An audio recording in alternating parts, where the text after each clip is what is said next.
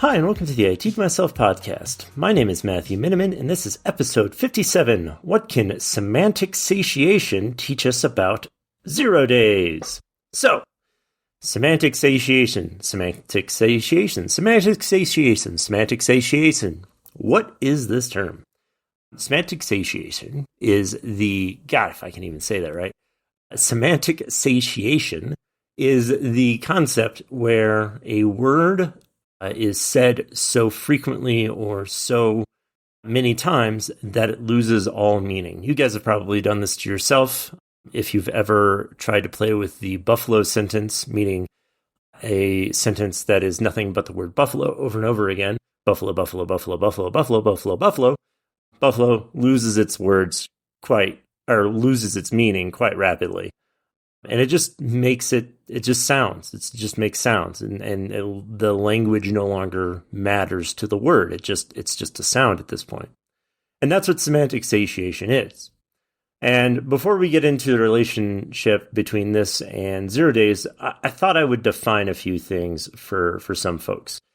And the reason I wanted to go through this episode is because there is a vast misunderstanding against vulnerabilities and exploitation and how attackers are getting into systems and what that means. And it really is a disservice because there's a lot of confusion by business leaders, by business owners, and they aren't properly able to defend themselves against it because they're kind of scared. And so to sort of remove some of that fear and to hopefully shine a guiding light onto what otherwise are hysteria pieces, I want to define a few things. So a vulnerability is really any sort of programming in a system that allows for the misuse of that system.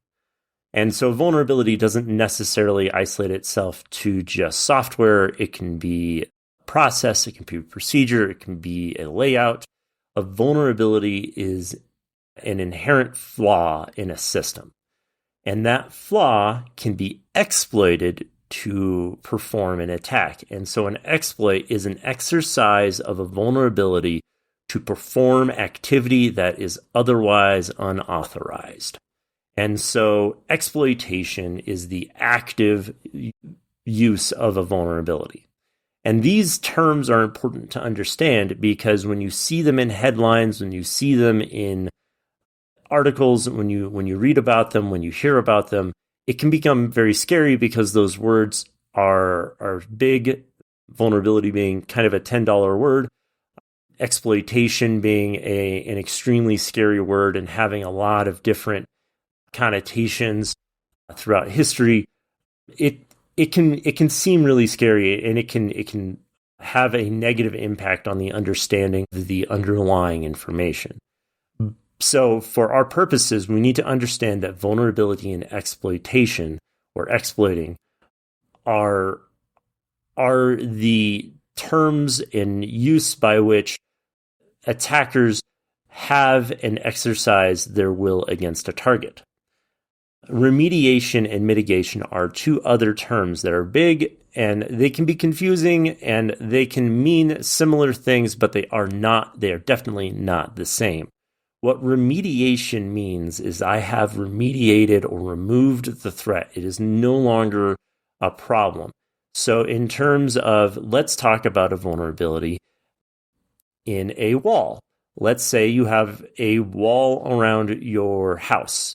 This wall is to protect your house, and this wall is broken by an entrance. And that entrance is just a gap in the wall. That's it. So to remediate that vulnerability in your wall where there's this gap where people can get through, you would simply fill the gap. That is what you would do. You put more wall where the gap is. But that's not necessarily workable. That's not a workable solution because you need to be able to go in and out of your property. So what you do is you mitigate the problem by putting a gate there. And mitigation is the process by which you remove the risk from a vulnerability by essentially creating a workaround. And so a gate on a wall would provide for this mitigation. The gap is still there, but it has been but there is something that is stopping unauthorized people from getting in. That is the difference between remediation and mitigation. A remediation is filling the gap, whereas a mitigation is putting something else in the gap that is not necessarily as thorough as the remediation. You're removing the risk versus you are working around the risk. So, having those terms identified and understanding what all of that is, you have to now know what a 0 day is. A 0 day. A 0 day. A 0 day. This is I'm being very purposeful here, and hopefully some of you have caught on. But 0 days have been just absolutely, I don't know. If I search for 0 day right now and I just go to news articles, there's probably 250 separate news articles published just today about 0 days. And that's a problem because there aren't 250 0 days today. There may be one, there may be two, there might be a dozen, I don't know, but not 250 0 days. What a 0 day is, what you need to know, understand, and define as a 0 day is that a 0 day is a vulnerability that is under active exploitation, and the responsible party for that vulnerability has had 0 days to respond to the vulnerability. That is where the term 0 day comes from. It literally means that the vulnerability has been unknown until active exploitation. And it's important to understand this because there are a lot of news articles which basically equate 0 day to vulnerability, and that's wrong. Because a 0 day is a very specific, very slim timeline where we discuss and identify what an attack is. So, SolarWinds was a 0 day. The exploitation of the update system within SolarWinds was a 0 day. It is now no longer a 0 day. It has been known about for several years.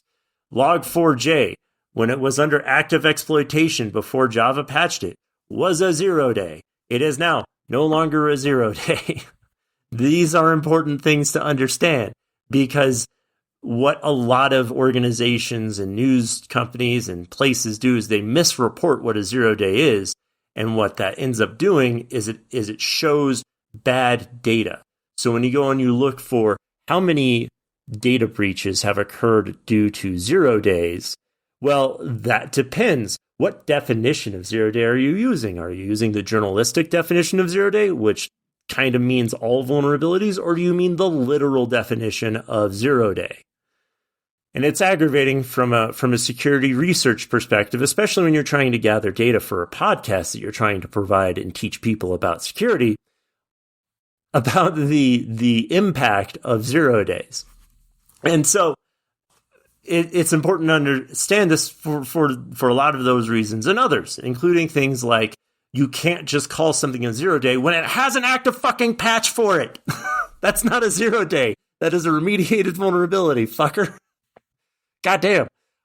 You know, it's a lot of, a 0 day needs to be a scary word. We need to make sure that becomes a 4-letter fucking word, a 4-letter fucking term for security researchers, because it literally means something. And when you call something a 0 day, when it's not a fucking 0 day, it reduces the scariness of actual 0 days.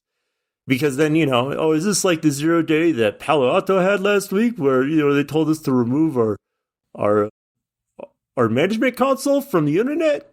It's like, no, motherfucker, this is a 0 day that if you don't patch it now, you're going to get hacked.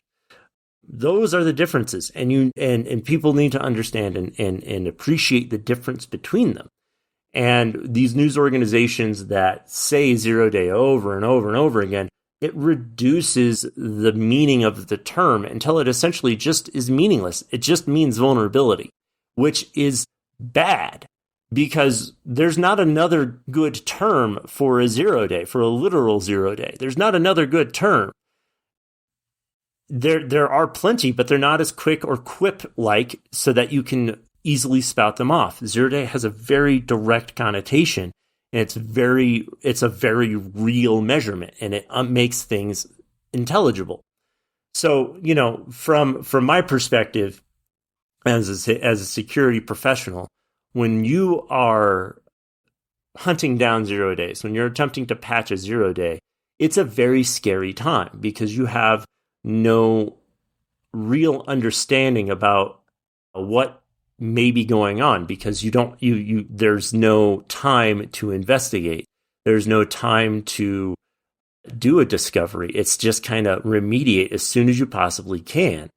And that is part of the frustration from a perspective of response, is that when you call something a 0 day and I have to report it, I have to patch it, I have to make sure that it's no longer under active exploitation in my network, it can become a hurdle if I'm having to be told that I have to deal with all these other 0 days.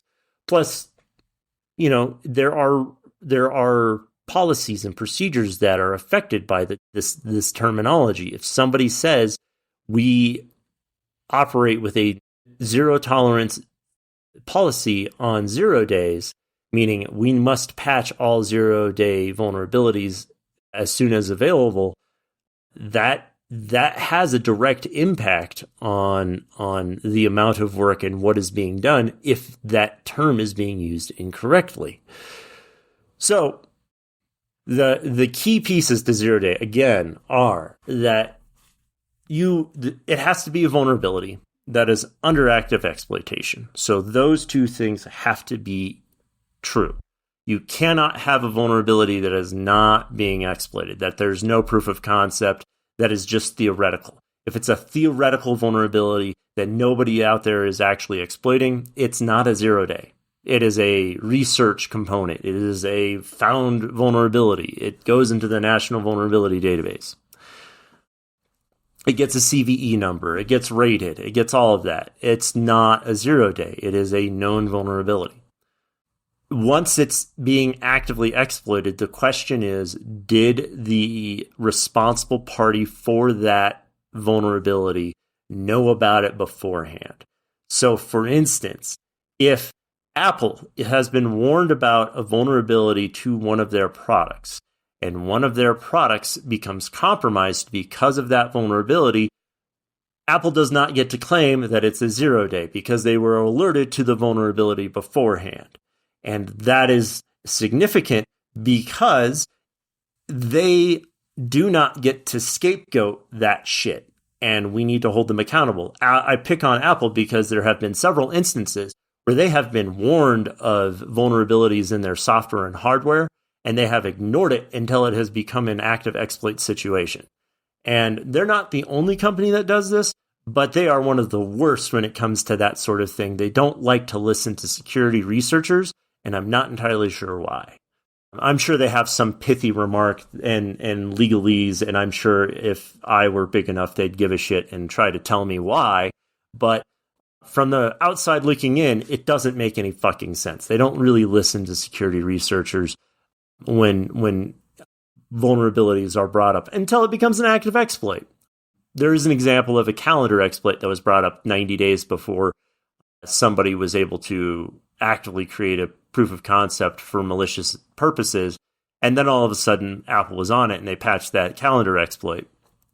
But they had 90 days beforehand to patch it.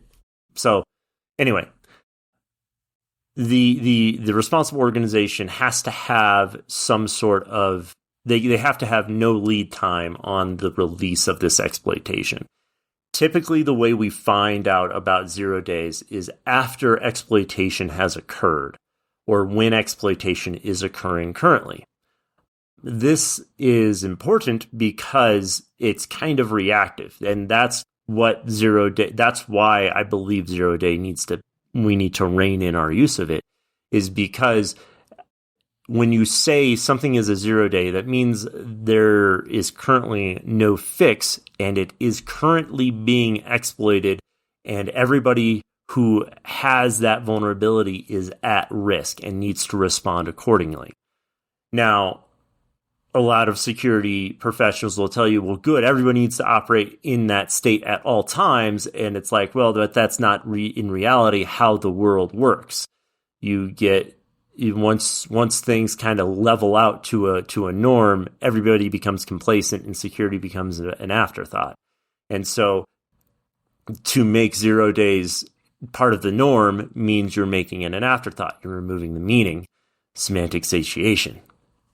So, all that being said, when you are looking around the internet, when you are attempting to discover if you are protected, if you're attempting to do any research about how many 0 days there are and whatnot, you need to make sure you understand that there are now currently two definitions of what a 0 day is. 0 day being a vulnerability, any vulnerability that somebody wants to try to make scary, or an actual defined term where it's under active exploitation and the responsible organization has had 0 days to respond to that threat. And so when you're looking up data, when you're looking up information, you're going to have to parse that. You're going to have to make sure you understand what they're defining information as. And this is good for any exercise. It's a good exercise to have for anything, to make sure that you understand how they've defined terms, but it's not always possible. And so just keeping these things in mind. I saw a news article recently that said that there were over, I don't know, it was something like $250 billion in losses due to 0 days. And while I can imagine the number of losses to 0 days is pretty high, I don't think it's zero. I don't think it's 250 billion or whatever it was. Mainly because there's not that many 0 days that are found and not many that last that long. Now, what you could say is there were $250 billion in losses due to 0 days that weren't patched appropriately when the patches were released. That might be true because we are still seeing fallout from things like go-to-file or whatever, and the other Excellion 0 days that, or the Excellion vulnerabilities that we saw earlier. See, I fucking fell for it too just now. those Excellion vulnerabilities and MoveIt vulnerabilities all had impacts, and we're still finding organizations that were impacted by it that are they're having a significant file loss. And so the other thing that you need to understand is that a 0 day does not mean that a company was breached. It does not equate to that. Not all breaches are because of 0 days, and not all 0 days are cause breaches. For instance, Change Healthcare was not a 0 day. The Change Healthcare compromise was because they lost control of administrative credentials and didn't have multi-factor authentication enforced on that administrative account. That's not a fucking 0 day. That's just poor practice. And any sort of alteration of that or movement away from that is really devaluing the responsibility that Change Healthcare has in regards to that attack. Because again, it was poor practices on their part that caused that issue. Hold the people who are supposed to be accountable for their actions. That's just how security is supposed to be. At any rate, I think it's enough. I think I've talked about 0 days enough, unless you want to hear me say 0 day a few more times, because 0 days are 0 days. And if you have a 0 day, then you've got many 0 days that you don't know if you're 0 dayed out. 0 days. Semantic satiation. I hope you guys have a great day.